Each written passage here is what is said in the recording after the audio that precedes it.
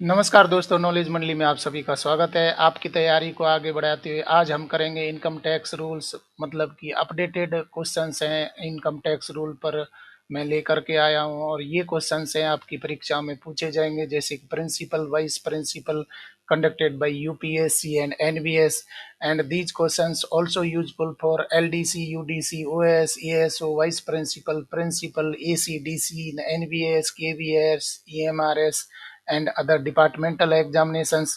तो नॉलेज मंडली एक ही प्लेटफॉर्म पर आपके सारे सिलेबस है, जैसे कि सर्विस रूल्स और एकेडमिक पार्ट, पेपर का जनरल पार्ट भी लेकर के आ रहा है। अगर आप चैनल पर नए हैं तो चैनल को सब्सक्राइब करिए और वीडियो को लास्ट तक देखिए। शुरू करते हैं। सबसे पहला question 101, what should be the maximum amount of loan availed for grant of deduction under section 80 of income tax act? आयकर अधिनियम की धारा 80 के तहत कटौती के लिए ऋण की अधिकतम राशि क्या होनी चाहिए? मतलब कि कोई लोन आप ले रहे हैं तो उसमें सेक्शन 80 में आपको अगर डिडक्शन चाहिए तो मैक्सिमम लोन आप कितना ले सकते हैं? ऑप्शन देख लेते हैं। ए ₹25 lakhs, बी ₹50 lakhs, सी ₹35 lakhs, डी नो लिमिट। सही उत्तर हमारा हो जाएगा सी, ₹35 लाख। मतलब कि आप अगर 35 लाख रुपए तक का लोन ले रहे हैं तो 35 लाख रुपए तक का लोन लेंगे तो आपको डिडक्शन मिल जाएगा। किसके तहत? एटीई के तहत डिडक्शन है, आपको मिल जाएगा, रिबेट मिल जाएगी एटीई सेक्शन में। सही उत्तर हमारा हो जाएगा सी। अगला सवाल 102, which of the following statements must be fulfilled by an assessee to claim deduction under section eighty E E? धारा 80 ईई के तहत कटौती का दावा करने के लिए एक निर्धारित द्वारा निम्नलिखित में से कौन सा कथन पूरा किया जाना चाहिए? मतलब कि कौन सी कंडीशन है वो पूरी करनी चाहिए, तब जा करके आपको एटीईई के तहत डिडक्शन मिल जाएगा। और इससे पहले वाले क्वेश्चन में हमने शर्त देख ली कि 35 लाख रुपए तक का आप लोन ले रहे हैं तो एटीईई में आपको छूट मिलेगी, परंतु कौन सी शर्त यहाँ पर होनी चाहिए वो शर्त देख लेते हैं। Loan must have been sanctioned between 1 April 2016 and 31st March 2017। B, loan must not exceed ₹35 lakhs। और सी है SSC must not own a residential property on the date of sanction of loan. और D है all the above. यहाँ पर अगर आपको section 80 में छूट चाहिए तो ये सारी कंडीशंस हैं, पूरी होनी चाहिए, सभी सही हो जाएंगे। Loan must have been sanctioned between 1 April 2016 to 31 March 2017। और साथ में लोन अमाउंट है वो 35 लाख से ज़्यादा नहीं होनी चाहिए और उसके पास में कोई रेजिडेंशियल प्रॉपर्टी नहीं होनी चाहिए। तो अगर आप होम लोन ले रहे हैं और छूट चाहते हैं सेक्शन 80 में तो ये सारी कंडीशंस हैं वो एप्लीकेबल होनी चाहिए। सही उत्तर हमारा हो जाएगा D. Question number 103, what is the amount of deduction allowed to an SSC under section 80 धारा 80 ईईए के तहत एक निर्धारित को कितनी कटौती की अनुमति है? विकल्प देख लेते हैं। ₹50,000, ₹1 लाख, ₹1,25,000, ₹1,50,000। सही उत्तर हमारा हो जाएगा डी, ₹1,50,000। आपको अगर छूट चाहिए 80 ईईए के तहत छूट चाहिए तो कितनी राशि की छूट मिल जाएगी? 1,50,000 रुपए तक की आपको छूट मिल जाएगी। सही उत्तर हो जाएगा डी। अगला सवाल 104, under which section is a deduction allowed for purchase of an electric vehicle? Electric वाहन की खरीद के लिए किस धारा के तहत कटौती की अनुमति है? सेक्शन देख लेते हैं। Section 80 section 80 A, section 80 B, any one of the above. सही उत्तर हमारा हो जाएगा सी, सेक्शन 80 बी। अगर आप एक इलेक्ट्रिक वाहन खरीद रहे हैं तो वहां पर सरकार ने छूट दी है कि आप इलेक्ट्रिक वाहन खरीदते हैं तो उस पर टैक्स रिबेट मिलेगी। और ये टैक्स रिबेट है वो किस धारा के तहत दी जाएगी? एटीईबी के तहत दी जाएगी। सही उत्तर हमारा हो जाएगा सी। अगला सवाल देख लेते हैं। What is the date up to which deduction for purchase of an electric vehicle will be allowed under income tax act? आयकर अधिनियम के तहत इलेक्ट्रिक वाहन की खरीद के लिए किस तारीख तक कटौती की अनुमति दी जाएगी? विकल्प देख लेते हैं। 31 मार्च 21, 31 मार्च 22, 31 मार्च 23 और 31 मार्च 24।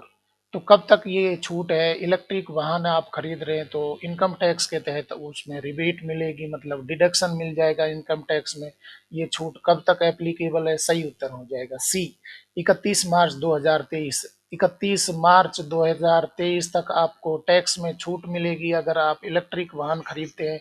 और ये इलेक्ट्रिक वाहन है, आपको पता है कि प्रदूषण बहुत ज़्यादा फैल रहा है, तो सरकार है वो इलेक्ट्रिक वाहन से प्रदूषण को कम करने की कोशिश कर रही है। तो इलेक्ट्रिक वाहन को खरीद करके, इलेक्ट्रिक वाहन को बढ़ावा दे करके, और क्या कर रही है सरकार? पॉल्यूशन कम करने की कोशिश कर रही है।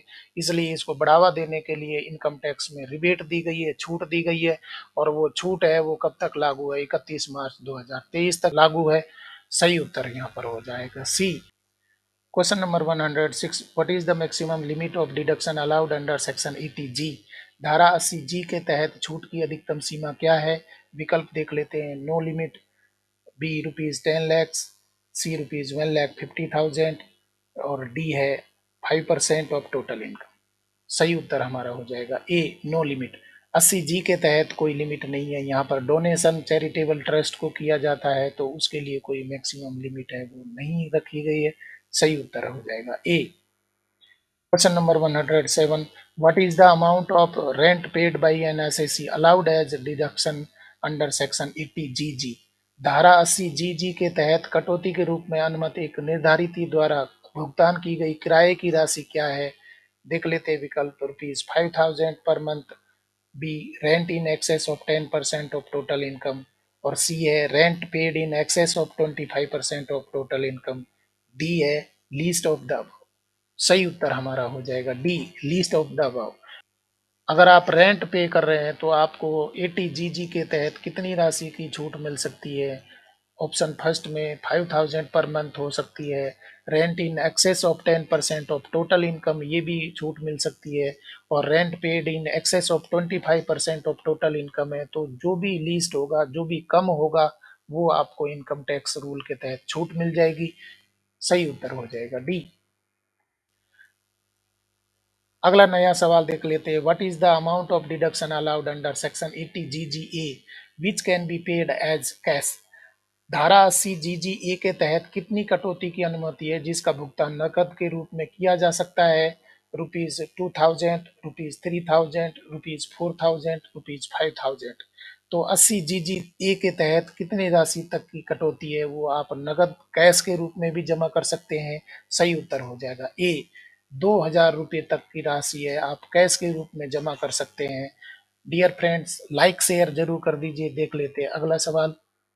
109, what is the limit of income up to which an SIC can claim rebate on income tax under section 87E? आय की वह सीमा क्या है जिसके लिए एक निर्धारित धारा 87E के तहत आयकर पर छूट का दावा कर सकता है? ऑप्शन देख लेते हैं। ए 5 लाख रुपीज, बी 3,50,000 रुपीज, सी 2,50,000 रुपीज, डी 10 लाख रुपीज। सही उत्तर हमारा हो जाएगा ए, 5 लाख रुपीज। आय की वह सीमा क्या है? मतलब कि 5 लाख रुपए तक की सीमा है जिसमें आप धारा 87 ए के तहत छूट मांग सकते हैं, आयकर में इनकम टैक्स में छूट मांग सकते हैं। तो वो सीमा क्या है? 87 ए के तहत कितनी राशि तक की आप छूट मांग सकते हैं? इतने राशि तक की आपकी अगर आय है तो उस पर 87 ए के तहत क्या मांग सकते हैं? रिबेट मांग सकते हैं। सही उत्तर हमारा हो जाएगा ए। अगला सवाल देख लेते हैं 110, what is the percentage of tax calculated on income by way of winnings from lottery, cross word puzzle और रेस और any other game from gambling, batting etcetera? Lottery या क्रॉस वर्ड पहेली या दौड़ या जुए या सट्टेबाजी आदि से किसी अन्य खेल से जीत के रूप में आय पर कर की गणना का प्रतिशत क्या है? ऑप्शन देख लेते हैं। 10%, 20%, 30%, नो टैक्स। सही उत्तर यहाँ पर हो जाएगा सी, 30%। अगर लॉटरी से, क्रॉसवर्ड पहेली से या दौड़ से, जुए से, सट्टाबाजी से या कोई दूसरे खेल से आप कोई जीत रहे हैं तो उस जो आय हो रही है, इस तरीके की जो आय हो रही है उस पर कितने प्रतिशत टैक्स लग रहा है? 30% टैक्स लगेगा। इसमें इनकम टैक्स रूल के तहत 30% टैक्स इस पर लग जाएगा। यहाँ ध्यान रखिए, लॉटरी में या क्रॉसवर्ड पजल से या रेस से या दूसरे गैम्बलिंग या बैटिंग से कोई आप राशि जीत रहे हैं तो वहां पर 30% टैक्स कट जाएगा। सही उत्तर यहाँ पर हो जाएगा सी। डियर फ्रेंड्स, अगर आप एस्पिरेंट हैं प्रिंसिपल वाइस प्रिंसिपल पोस्ट के लिए, तो यूपीएससी ने एग्जाम डेट घोषित कर दिए, साथ में ही नवोदय विद्यालय ने बहुत सारी वैकेंसीज हैं डायरेक्ट या डिपार्टमेंटल एग्जामिनेशंस के रूप में निकाली है। तो एक ही प्लेटफॉर्म पर नॉलेज मंडली आपके लिए ला रहा है सर्विस रूल्स, एकेडमिक पार्ट और पेपर का जनरल पार्ट भी। इसलिए आप नॉलेज मंडली पर बने रहें और चैनल को सब्सक्राइब भी कर लीजिए। अपने यार दोस्त को भी बताइए, क्योंकि एक ही प्लेटफॉर्म पर सारे कंटेंट मिलना मुश्किल है। साथ में ही मुझे मालूम है कि आप सर्विस कर रहे हैं तो आपको पढ़ने के लिए बहुत ज़्यादा वक्त नहीं मिलता है, और एक ही प्लेटफॉर्म पर कंटेंट मिलना भी मुश्किल होता है। तो मैं आपके लिए लेकर आ रहा हूँ एक ही प्लेटफॉर्म पर सारे कंटेंट। आप चैनल पर बने रहें और वीडियो को लाइक भी करते रहें। देखते हैं अगला सवाल। 111, what is the rate of interest calculated on tax payable and not paid within the time allowed? देय आयकर जो निर्धारित समय पर भुगतान नहीं करने पर किस दर से ब्याज का भुगतान किया जाएगा। मतलब कि आपका इंटरेस्ट है वो कितना लगेगा अगर आपने टैक्स है वो समय पर नहीं भरा है, या आपने रिटर्न फाइल है वो समय पर नहीं किया है, तो कितनी राशि है वो दंड के रूप में आपको ब्याज के रूप में देनी पड़ेगी। देख लेते हैं option. 5% per annum on tax, B 1% पर month on tax, C 2% per month on tax, और डी है नो इंटरेस्ट इज चार्ज। सही उत्तर हमारा हो जाएगा बी 1% पर मंथ ऑन टैक्स। मतलब कि जितना भी टैक्स बना है वो उसका 1% पर मंथ आप पर क्या लग जाएगा, ब्याज के रूप में, इंटरेस्ट के रूप में लग जाएगा। तो ये ध्यान रखना है कि आपको टैक्स है वो समय पर पे करना है, तो 1% है वो चार्ज लग जाएगा, आपका ब्याज के रूप में भुगतान करना होगा। सही उत्तर हमारा हो जाएगा बी। अगला सवाल देख लेते हैं। What is the rate of fringe benefit tax charge on fringe benefits provided by an employer to his employees. एक नियोक्ता द्वारा अपने कर्मचारियों को प्रदान किए जाने वाले अनुषंगी लाभों पर लगने वाले अनुषंगी लाभ कर की दर क्या है।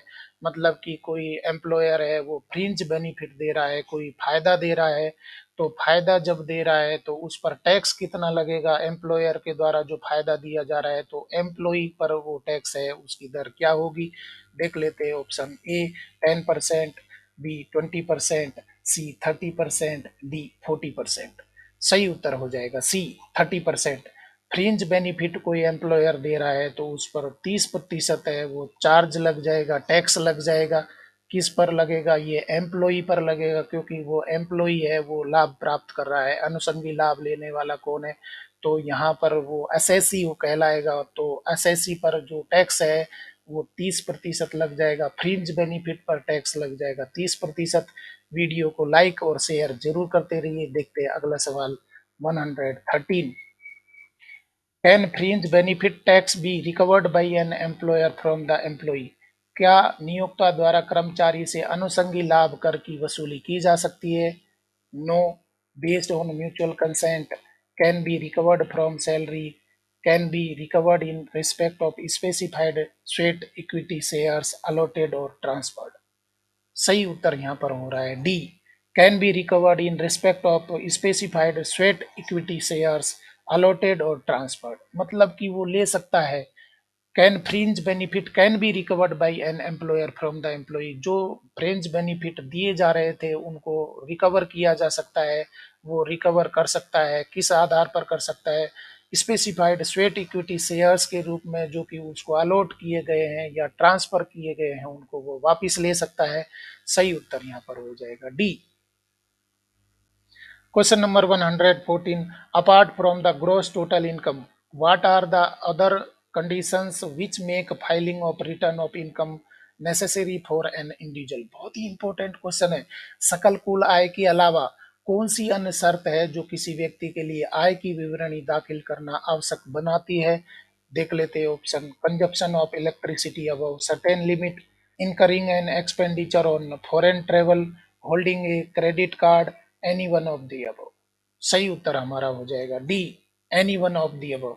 Consumption of electricity above certain limit है, ये लिमिट से ज़्यादा है तो ग्रॉस टोटल इनकम है, वहाँ पर क्या हो जाएगा कि रिटर्न भरना जरूरी हो जाएगा।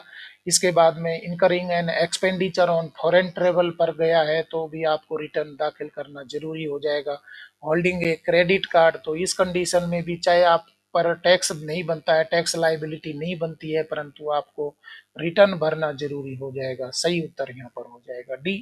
कोई भी कंडीशन में अगर आप एक लिमिट से ज़्यादा इलेक्ट्रिसिटी खर्च कर रहे हैं या फॉरेन में ट्रेवल करके आए हैं या क्रेडिट कार्ड आपने रखा है तो आपको क्या करना होगा, टैक्स रिटर्न है वो भरना होगा, इनकम टैक्स रिटर्न फाइल करना जरूरी हो जाएगा। सही उत्तर हो जाएगा डी। अगला सवाल देख लेते हैं 115। What is the amount allowed as deduction in respect of royalty income of authors of certain books other than text books received as a lump sum consideration. एक मुश्त प्रतिफल के रूप में प्राप्त पाठ्य पुस्तकों के अलावा, टेक्स्ट बुक के अलावा कुछ अन्य पुस्तकों के लेखकों की रॉयल्टी आय के संबंध में कटौती के रूप में स्वीकृत राशि क्या है, कि रॉयल्टी पर कितना टैक्स लगेगा, कितनी राशि की रॉयल्टी है वो कटेगी। यहाँ पर कंडीशन देख लेते हैं। A lump sum amount received, B ₹3 lakhs, C A और B whichever is less, D A और B whichever is more. सही उत्तर हो जाएगा सी लमसम अमाउंट रिसीव्ड। जो भी लमसम अमाउंट रॉयल्टी के रूप में मिल रही है, कोई पुस्तक के लेखक को रॉयल्टी मिल रही है तो लमसम अमाउंट जो मिल रही है या ₹3 lakhs जो भी कम होगी उस पर टैक्स लायबिलिटी है वो बन जाती है। सही उत्तर हो जाएगा सी। नया सवाल देख लेते हैं। When royalty income is not received as a lump sum consideration, what is the amount allowed as deduction under section 80 QQ B. जब रॉयल्टी आय एक मुश्त प्रतिफल के रूप में प्राप्त नहीं होती है तो धारा 80 QQ बी के तहत कटौती के रूप में कितनी राशि की अनुमति है। ऑप्शन देख लेते हैं। A 15% of gross total income, B 15% of income after deducting expenses, C income in excess of 15% of value of books sold during the year और the least of the above. सही उत्तर क्या हो जाएगा, सी हो जाएगा income in excess of 15% value of books sold during the year. Question number 117, which section of the income tax act deals with interest earn on deposits in saving account. आपसे संबंधित question आ गया। आयकर अधिनियम की कौन सी धारा बचत खाते में जमा राशि पर अर्जित ब्याज से संबंधित है, तो उसकी धारा या सेक्शन देख लेते हैं। Section 80C, section 80TT, section 80TTA, section 80D। सही उत्तर यहाँ पर हो जाएगा सी सेक्शन 80TTA। जो इंटरेस्ट मिलता है, सेविंग अकाउंट पे इंटरेस्ट मिलता है, उससे संबंधित धारा है वो कौन सी है, 80TTA में है। और डियर फ्रेंड्स जल्दी से कमेंट कर दीजिए कि अगर आपको सेविंग अकाउंट पर ब्याज मिलता है तो कितनी राशि तक 80TTA के तहत छूट मिलेगी। कमेंट कर दीजिए। यहाँ पर सही उत्तर हो रहा है सी। और आपके कमेंट से संबंधित क्वेश्चन आ गया। Interest earn on deposits in saving account is allowed up to dash to an SSC of age 58 years. बचत खाते में जमा राशि पर अर्जित ब्याज 58 वर्ष की आयु के एक निर्धारित को डैश तक की अनुमति है, मतलब कितने रुपए तक की राशि है उससे छूट मिलेगी। देख लेते हैं। A ₹1.5 lakhs, B ₹10,000, C ₹10,000 for each saving account और डी है ₹50,000।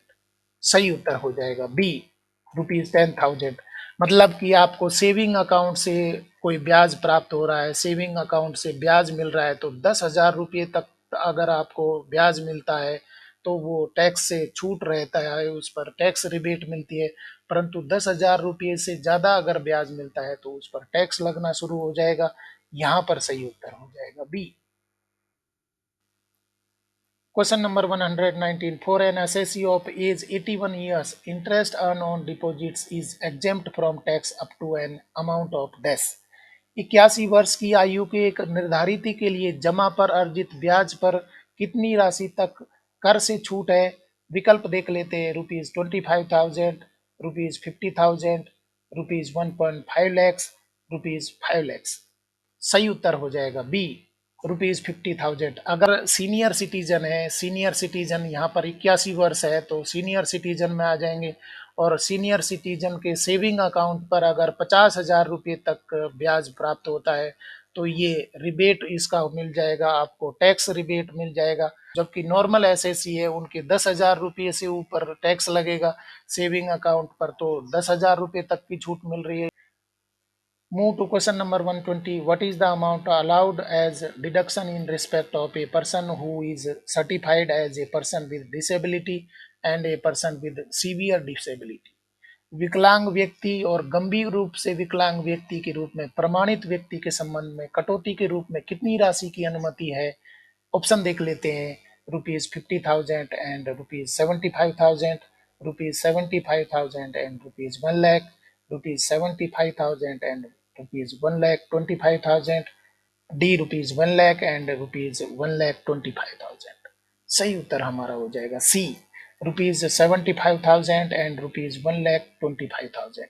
मतलब कि कोई डिसेबल्ड पर्सन है तो डिसेबल्ड पर्सन के लिए क्या है कि 75,000 रुपये तक की छूट मिल जाएगी, टैक्स छूट मिल जाएगी, 75,000 रुपये तक की मिल जाएगी। और सीवियर डिसेबिलिटी है तो उसके लिए 1,25,000 रुपये तक आपको ब्याज मिलता है, तो उस पर टैक्स रिबेट है वो मिल जाएगी।